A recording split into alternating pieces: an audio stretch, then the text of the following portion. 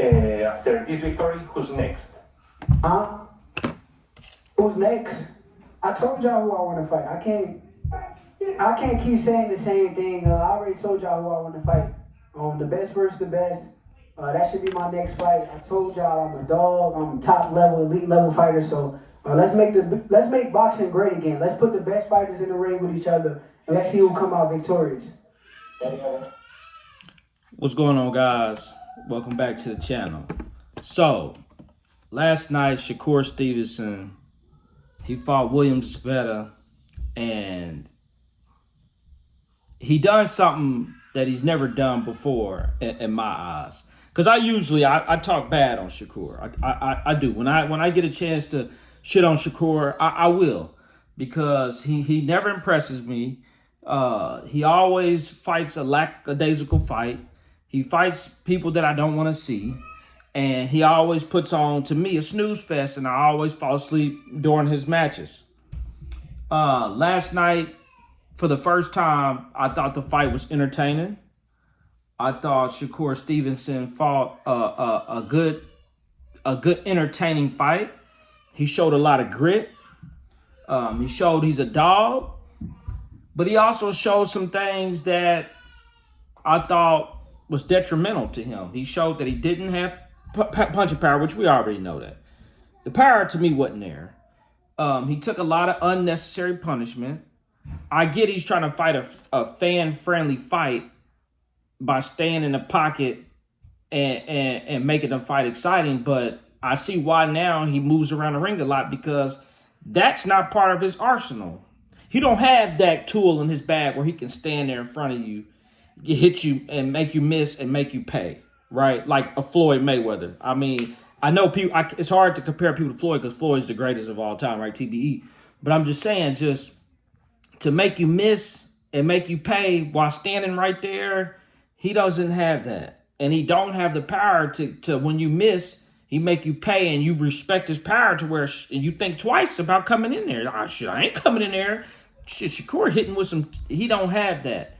So when he talks about being elite, and he talks about the elite fighting elite, to me, he's not an elite. He's a good fighter, but he's not elite. There was no separation between him and Zepeda last night. Right? So if I use Terrence Crawford and Andre Ward, they back this guy up 100%. You know, Crawford walks him in all the time. Andre Ward says things about him all the time. They really carry this guy. They really have high hopes for him.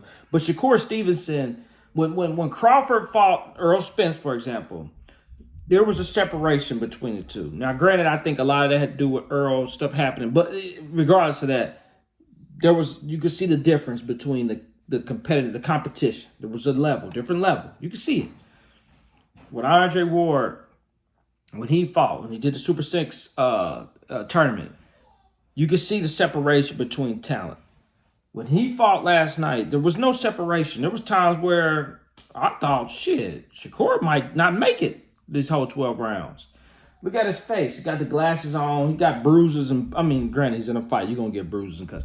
But he looks like he got beat up. You know what I mean? So he did well in some areas not so well. So when he's talking about elite versus elite, I don't consider him elite. I don't think he's on the Gervonta level. I don't think he's on the Ryan Garcia level.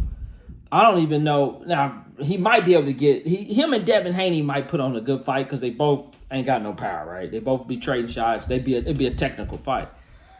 He'll have trouble with Roach, you know. And now that we got these youngsters coming up, Kid Austin, Abdullah Mason, you know, I mean, them guys might be up next. Can he hang with a Kid Austin? You better not trade with him. So, I mean, the best fighting the best, I want to see it too. So I commend him for wanting to get in the ring with the Tanks, the Ryan Garcias. Well, even though those guys is fighting, you know, Ryan's up at 147 now, so that fight might not happen. So let me just take Ryan out of that. But let's talk about Tank. You know, Devin Haney's way up there too, so up in weight. He can't go to 147. He cannot go to 147. So let me stick with Tank. Let's talk about Tank. Keyshawn Davis. I don't think he can hang with a Keyshawn Davis. I think he's just lacking in certain areas, and I think last night it exposed that. But once again, like I said, I commend him for stepping up and standing there and giving the fans what they wanted to see. But that's not his style. That's not his style. But it was a good fight. It was entertaining, and he did show that he do got dog in him. He gonna fight. So I respect that. Shakur Stevenson, he gonna fight. And that's all you can really do is respect a man that's going to fight. You know, win, lose, or draw, he going to fight. He going to defend himself. He going to trade, whatever. So I tip my hat out to him. And there's no disrespect. I'm just saying, outside of that, I don't think he's an elite fighter. At least I ain't seen it yet. Maybe he got more stuff in his tricks and his bags that we ain't seen. But last night, I wish he would have showed that. I wish he would have showed that defense side of him to where he could stand there. And he tried it. He tried to stand there and do the Floyd Philly shit. It just didn't work for him, in my opinion. Took a lot of body shots. He took a lot of head shots. I thought his jaw was broke at one point in time. He's holding his mouth open. I don't know. But like I said, he earned my respect for sure. But as far as being elite, I don't think Shakur Stevenson is an elite fighter. I just don't. I don't see it. Maybe you do. I don't see it. Y'all let me know what y'all think. I'm out.